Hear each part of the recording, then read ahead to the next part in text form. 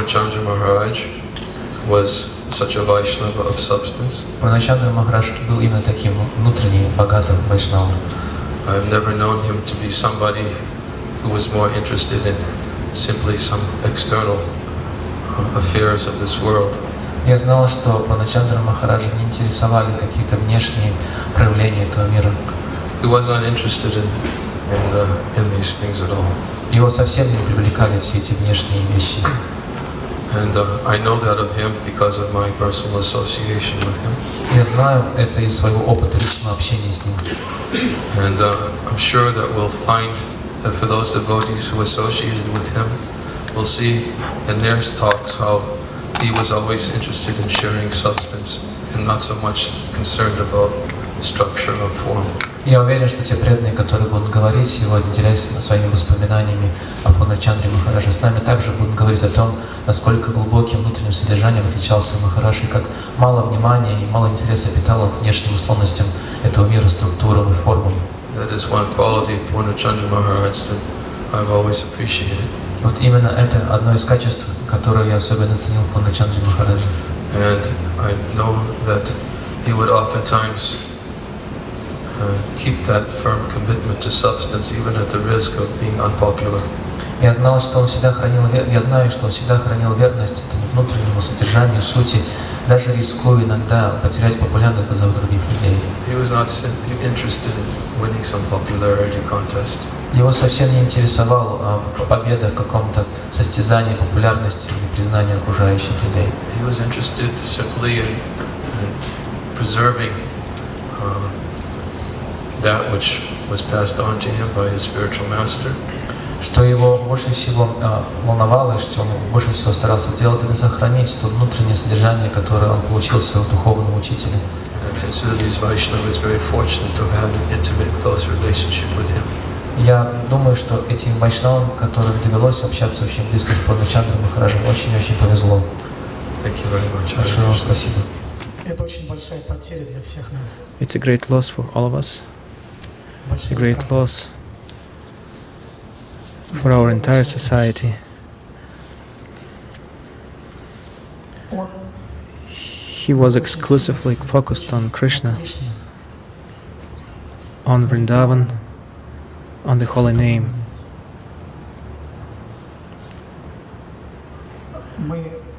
We thank him for having spent so much time here in Russia, for having given us his precious time. He helped many Vaishnavas become deeper in their spiritual lives and more serious. He helped us get away from superficiality. He helped us understand the beauty of Krishna consciousness. And he continues doing so. He will always remain for us a living example of someone who performed spiritual feats for the sake of Srila Prabhupada and Lord Chaitanya Mahaprabhu. Hare Krishna. Purnachandra Swami joined ISKCON in 1976 in New York on the Radha Damodar traveling party. Пурначандра с вами пришел в ISKCON в 1976 году. Он пришел и присоединился к нашим странствующей группе Санкиртана Радha Damodar. So he started his life in Krishna consciousness immediately as a brahmachari, distributing Srila Prabhupada's books far and wide in the United States of America. Поэтому с самых ранних дней своего сознания Кришны он начал свою практику сознания Кришны как брахмачари, который посвящал свое время распространению книг в Соединенных Штатах Америки. And I was struck by his Krishna consciousness. И меня поразило его сознание Кришны. Moreover, I was deeply impressed that he took interest in me as a god brother and was genuine. Но меня еще больше поразило то, что он проявил интерес ко мне как к своему духовному брату. Этот интерес был подлинным и неподдельным. He cared and loved the devotees in ISKCON. Он очень любил заботиться о преданных ISKCON и относился к ним с большой теплотой. And he showed this by the way he interacted with his god brothers and god sisters and all the devotees in Russia. Это заметно на примере того, как обращался Махарадж со своими духовными братьями и сестрами, а также со всеми преданными в России. Purnachandra Swami was a very good listener. He would listen to devotees' concerns and needs and problems. Пурначандра Махарадж в совершенстве владел искусством слушания, он мог легко, очень внимательно выслушивать проблемы преданных, их потребности, их какие-то желания, идеи, с которыми они с ними делились. Purnachandra Swami served the devotees with great humility, and this humility was genuine. Пурначандра Махараджа, несомненно, отличало глубочайшее смирение, очень подлинное смирение. So these are the qualities of a true Vaishnava, the qualities of Purnachandra Swami. Это все были качества, это все и все эти качества являются качествами истинного преданного, и все не украшают Пурначандру Свами. Purnachandra Swami served the devotees with great humility, and this humility was genuine. Пурначандра Махараджа, несомненно, отличало глубочайшее смирение, очень подлинное смирение. So these are the qualities of a true Vaishnava, the qualities of Purnachandra Swami. Это все были качества, это все и все эти качества являются качествами истинного преданного, и все не украшают Пурначандру Свами. When I came to Russia 10 years ago, and I knew that he was coming here, I was so happy to find out he was coming here. Я переехал в Россию сам 10 лет назад, и когда я узнал о том, что Пурначандра Махарадж также собирается переехать в Россию и часто навещать Россию, я был очень счастлив этому. Not just for myself, because I miss my god brothers and god sisters. Радовался я не только за себя, из-за того, что мне не хватает общения с духовными братьями и сестрами.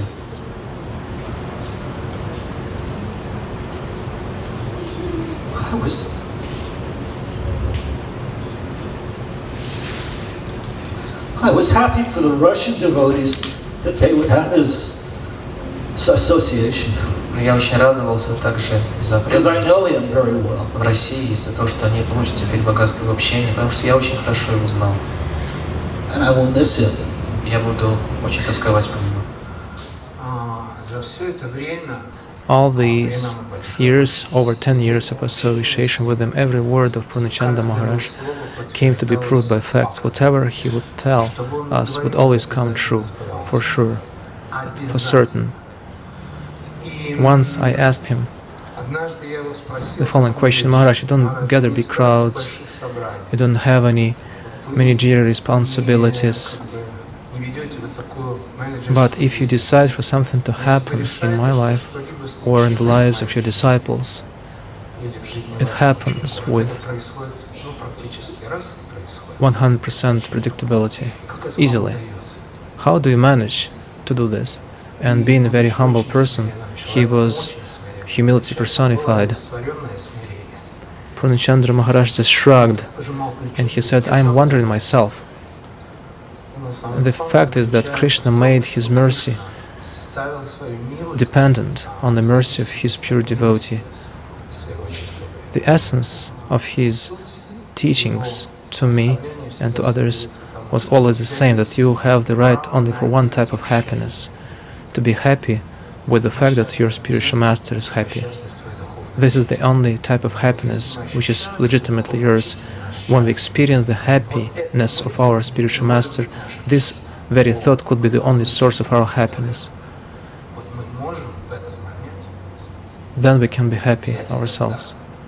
And we can offer that happiness back to the lotus feet of our spiritual master, because if we manage to satisfy our spiritual master, then that potency, the energy to do so, was given to us by the spiritual master himself. No one of us will ever be able to satisfy the spiritual master on our own strength. So this is the essence, the essential message of Purnachandra Maharaj's teachings. I think that one of his foundational qualities, essential qualities, was his rare truthfulness. If we take into consideration the definition of humility given by Dhanurdhar Maharaj, which is defined as something resting upon self-analysis and honesty, Srila Purnachandra Maharaj had both. He was truthfully and honestly looking at our society. He was sharing his observations with others, and he has earned a certain reputation among devotees. and he was extremely honest and truthful. When we associated with him, I could feel that his idea was to invest as much as possible into the country of Russia, in the field of education. I even thought for a while that he wanted to single-handedly take on this task, to pull that cart of Russia and education in Russia alone and pull it alone. And that's why he would always crisscross the country, going back and forth. Now he is in the Caucasus region, now he's in the Urals, now he's in the Baltic countries. And I could understand his drive, that he wanted to have that idea fulfilled, to bring education to every nook and corner of Russia. I want to see Я хочу видеть вайшнавов и духовных учителях в Пурначандре Госвами. Я хочу, чтобы вы меня благословили. I wanted to ask for all the Vaishnavas assembled here for their blessings, because ISKCON is Srila Prabhupada's heart, and Prabhupada wanted this movement to be spread and deepened in this world. Purnachandra Goswami manifested all these aspirations in his life. He would always ask me, whenever I would ask him, what do you want, Purnachandra Goswami? What do you want me to do? I want you to distribute Srila Prabhupada's books. He had very strong and deep faith in Srila Prabhupada. He gave many classes glorifying Srila Prabhupada.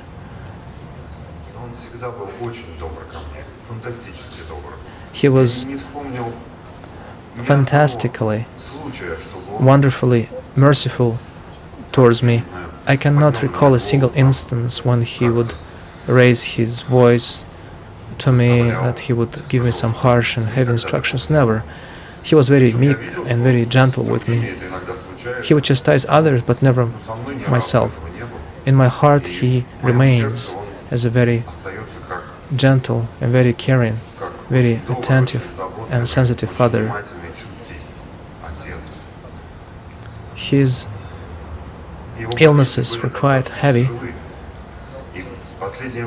and incapacitating. It was very difficult for him to remain in the body lately, even though he maintained his optimism. He was a very optimistic person, very life-loving person. But it was difficult for him to live in the body, ridden with these diseases. And now that he has gotten rid of this disease-ridden body, it's a great relief for him. But on the other hand, I understand that I haven't realized fully the wonderful fortune of having his association, his instruction. That's why I'm urging all of you to be very careful towards your spiritual masters. Don't waste a single moment, a single opportunity to listen to them, to hear from them, to serve them. Please realize and put to practice whatever minute, single moment of association with such great devotees the Lord gives you.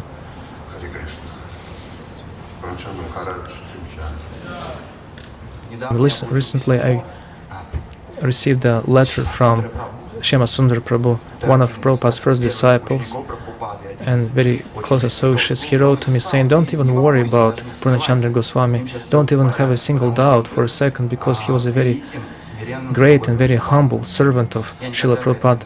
I've never heard such a combination of words, great and humble, because generally a great person is always proud, and humble is something completely opposite. But Shriman Shema Sundar Prabhu used this combination of words, great and humble. And it was very important for me to hear these words, this assessment of Maharaja's qualities from the mouth of such a great Vaishnava as Shema Sundar Prabhu. I could understand that wherever he was, wherever he would go, whatever he would do, he would always do things for Srila Prabhupada exclusively, even though he never had any personal association with Srila Prabhupada. Their contact with one another was very strong, and he would always feel he wouldn't feel himself a great sadhu, a great preacher. He would always feel himself a priest who would put other people in touch with Srila Prabhupada. the priest who would officiate on behalf of Srila Prabhupada, bringing people to Srila Prabhupada's feet. He was very humble. Srila Purnachandra Goswami was very humble. I'm very happy for him, for our Gurudev, because he appreciated and valued freedom more than anything else. Those people who wanted to be free, they took birth in America in the 40s and 50s of the last century. These were the most freedom-loving people, and those who joined Krishna conscious movement of Srila Prabhupada were the most freedom-loving of all. And now they're going back to the eternal lilas of the Lord, eternal pastimes of the Lord, and they're gaining this absolute freedom in this way.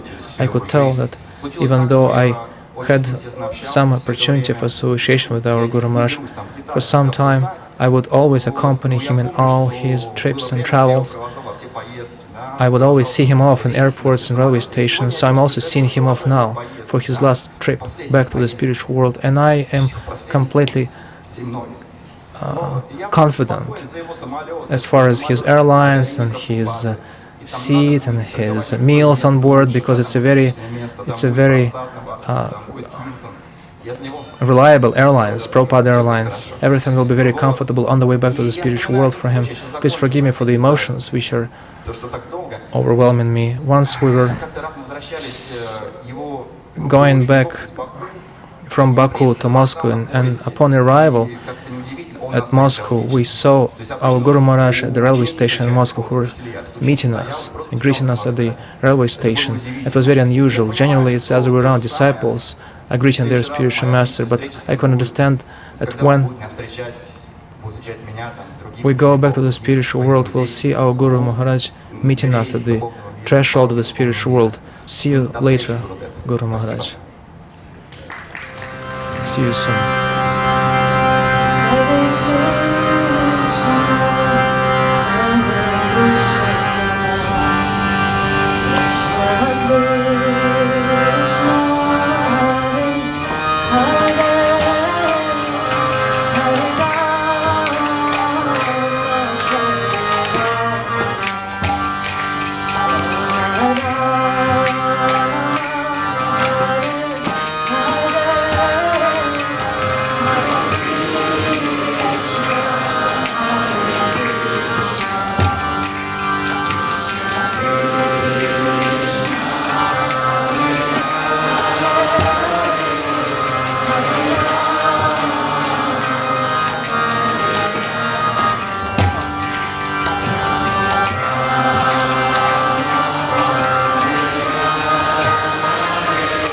Hare